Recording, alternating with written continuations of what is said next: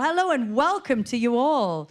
Bernard, you've got the mic. How's it going? You're kind of in the middle of sound check, right? Yes, we are, yeah. Just warming up, really, you know. But we're looking forward to it. Yeah, it's going to be good. Thank you so much. This is the first time we will have ever played some of these songs live, ever. So Really? we're at a little bit of trepidation there, but not a lot of trepidation, you know. Oh, man. Well, thank you so much for that. We're really, really pleased that, It's all right. you're here. Thanks for having us. Yeah. So this is a building that you've got a bit of history with because, you know, you've done quite a few Peel sessions here in your time. Do you remember when the first one was? When would it have been? I don't. I remember it being Joy Division. I remember playing Love Will Tear Us Apart and we couldn't get my keyboard working, so we had to hire at the last minute a rather dodgy keyboard that didn't sound as good.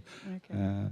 That's about all I remember about it. Oh, yeah, I remember bailing out in a session once because Keith Allen told us there was a party just around the corner. Oh, really? We're done here. That's fine. I'm happy with that mix. Hang on, my phone's ringing. I think the last time you were here was '98, actually, for John not so long ago. Yeah, no, not so long ago. We've got a little clip, actually, of one of your Peel sessions that we can have a look at or listen to now. Let's check this out.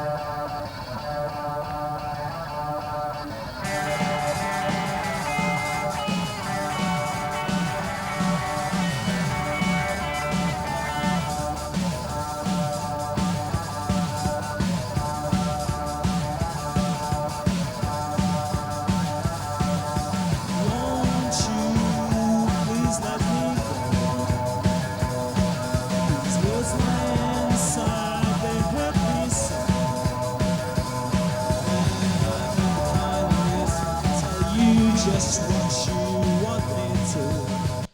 Absolute babies. Once you put me on with my shorts on, friends are going to take the mickey out of me now. You put your shorts on. It was boiling hot. It was bank holiday Monday. The air conditioning broke down. Yeah. And they're not shorts anyway, it was a miniskirt.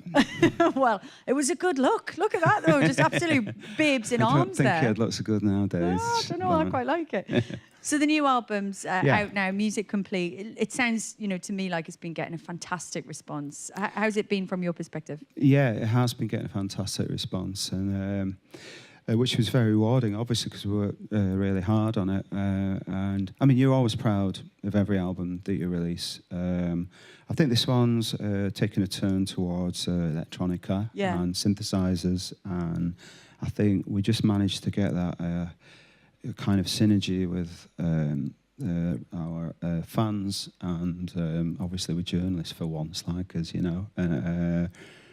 It does seem to have worked because the album's doing really, really well. I read a great recent quote from you about being in New Order, which was like saying it's like being in a house, living in a house that you're just in all the time, and people keep asking you what the outside of the house looks like, and you have no idea because you experience it from the inside out. Yeah, that's right, and the inverse works as well because the people on the outside don't really know what the inside looks like. They know what the house looks like, and it's just been decorated, you know, it's just been painted, but they don't know what goes on inside. Yeah, and obviously some of it isn't very nice. Some of it is nice. They can't see what goes on inside. Sometimes that's a good thing, though. It's like the swan legs, you know, underneath the beautiful gliding. I think people get like a caricature of the members of the band that they think people are like this, but it's also slightly wrong. It's a bit like watching an actor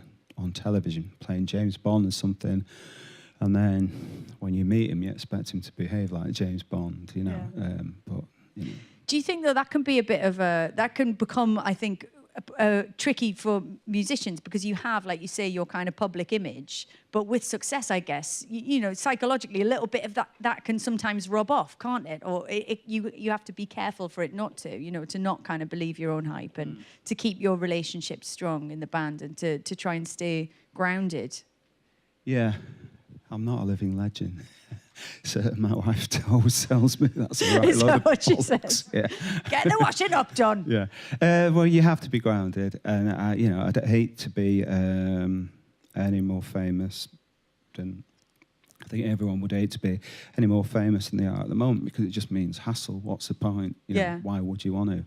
You can't go to the supermarket. You can't go to the pub. Not that I do go to pubs, but you know, it just means more hassle. So I like things the way they are.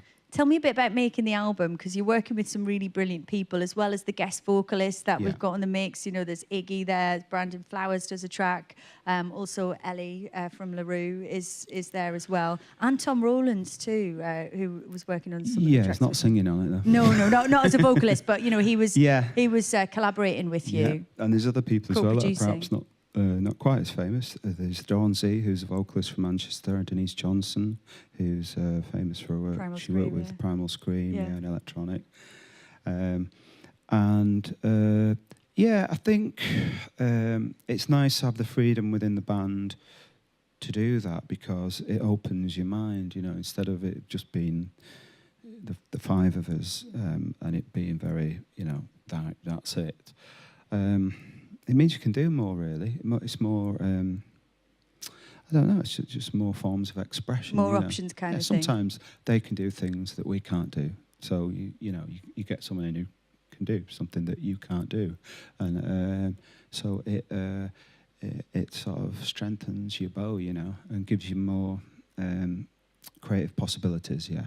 Well, I read that there was another first as well there, because Iggy's track began life as a poem, and it was the first that you'd ever written. What happened there? Tell me more. Yeah, it's the first I can remember writing. I was in lyric writing mode, and I took a night off because I'd just finished one of the songs, and I was very, very tired. So I just was sat in front of the TV with a glass of wine, and the words just came to me. So I thought, that's peculiar. So I typed the first line down, watched a bit of the TV program. Oh, I got another line, and just carried on like that. So I think I was being distracted by the television, not really thinking about it, but my subconscious was freewheeling in lyric writing mode, and just came up with this poem. And then I read it, I thought, it's not bad, that, yeah. And so I did a really bad Iggy impression. Did you think of Iggy for it straight away? Did it just feel Iggy-ish? Yeah, it did, yeah. And again, it's, you know, I just thought it's another colour to put on the album. Someone else who you know, and it gives me less work. So I sent it off to Iggy, and he just sent me an email back and said, "Hey Bernard, sure, I can do this."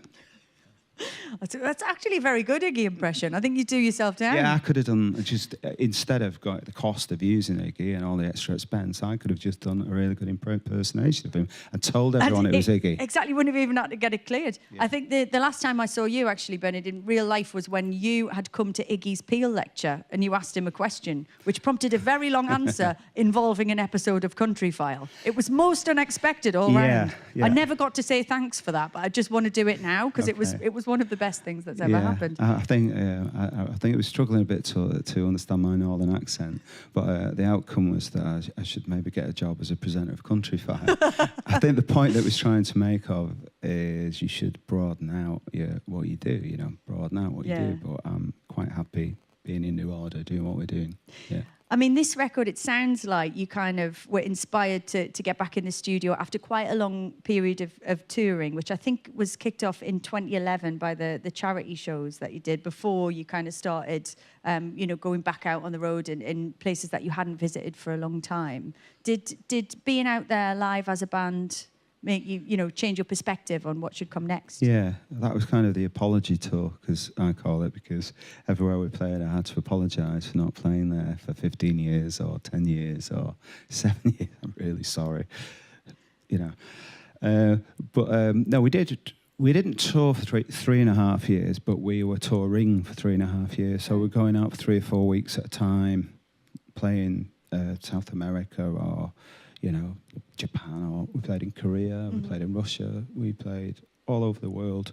And it was good to do it in bursts, because that was manageable. You know, obviously we've got families now, and you need to do it so it's manageable. Otherwise, you know, we've got families, you know. We want to have a life as well as having a musical life. So the way we did it was very well planned. But that went on, and it was extremely successful, and we did it for 3.5 years. But then we thought, well, we need some new ammunition now, you know, so we need to write some new songs. So the time just felt right, yeah. Well, we're delighted to have you here today. Thank you. And couldn't be more excited that you've chosen to share some of the songs with us for the first time. Thank you so much, Bernard. And New Thank you, Order, Lauren. thank you very much for being here. Thank you.